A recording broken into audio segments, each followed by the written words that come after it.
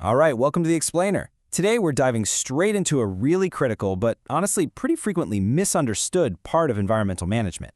We're looking at ISO 14001:2026, specifically Clause 7.2. We are going to decode exactly why true environmental capability requires so much more than just, tracking attendance at your annual training sessions. If you're looking to build a resilient system that genuinely protects the environment, well, you're in the right place. Let's get right into it. So let's hook right into a classic trap that a lot of organizations fall into. You'd naturally think an experienced employee is automatically a competent one, right? Well, actually, under ISO 14001, years on the job absolutely do not guarantee environmental competence. Think about it. An operator might have been running the exact same machine for 20 years, but if they don't understand the environmental consequences of, say, a chemical leak or an emissions exceedance, they just aren't competent in the eyes of this standard. And this brilliantly illustrates how the standard actually views competence. It expands it way beyond just academic qualifications or general work experience. True competence is this combination of practical behaviors, situational awareness, and the demonstrated ability to actually apply that knowledge to ensure environmental protection and compliance. It's really all about what your people can actually do when it matters most. Okay, here's our roadmap for today. We'll be covering beyond just training attendance, determining environmental competence, developing and maintaining skills, documenting the evidence, the lead auditor's assessment, and finally, common competence gaps. Starting off with Section 1, beyond just training attendance. Right out of the gate, we need to completely dismantle a massive myth. Training and competence are not the same thing. Training is literally just an action you take. It's delivering information or, passing around a sign-in sheet at the back of a room. Competence, on the flip side, is the demonstrated, measurable outcome that actually stops environmental disasters from happening. A lead auditor isn't just checking if someone sat in a chair for an hour. They are looking for real behavioral alignment and the effective, practical application of those skills right there on the floor. Moving on to Section 2, determining environmental competence. So, how does an organization proactively figure out what skills its workforce actually needs? Well, this life cycle breaks down the core requirements of Clause 7.2. And notice how building a capable workforce is a continuous loop. It's not a straight line, and it's definitely not a one-time event. First, you determine the specific needs based on your unique environmental risks. Then, you develop those skills, and crucially, you have to maintain them over time, and finally, document the evidence. Let's look at exactly how this plays out in the real world. To ground this theory in reality, let's map out a specific high-risk role, like a wastewater treatment operator, directly to the required skills. Things like monitoring pH, operating filtration, and maintaining dosing accuracy. But take a close look at the evaluation method here. We aren't just handing them a multiple-choice test.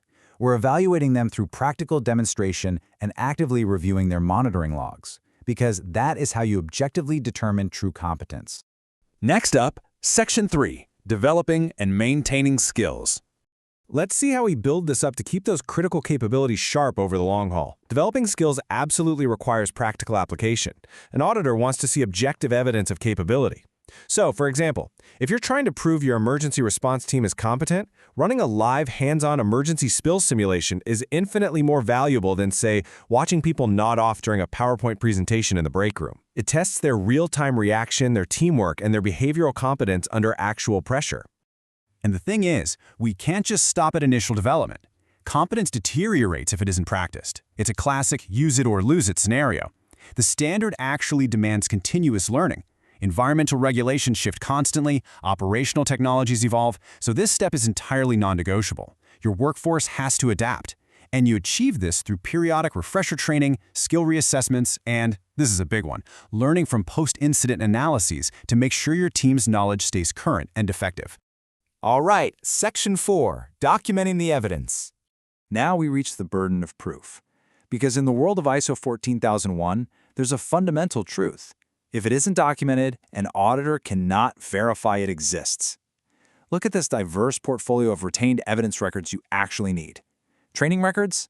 They're just one piece of the pie here. You also need competency matrices that map roles to specific skills, practical skill assessments, and formal qualification certificates for those highly specialized roles. Relying solely on a sign-in sheet is pretty much a guaranteed recipe for a non-conformance during your audit.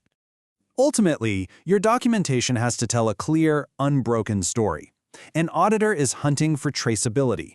They want to trace a path starting from a significant environmental risk you've identified, right down through the specific training provided to mitigate that risk, and finally to the objective skill assessment of the employee responsible for it.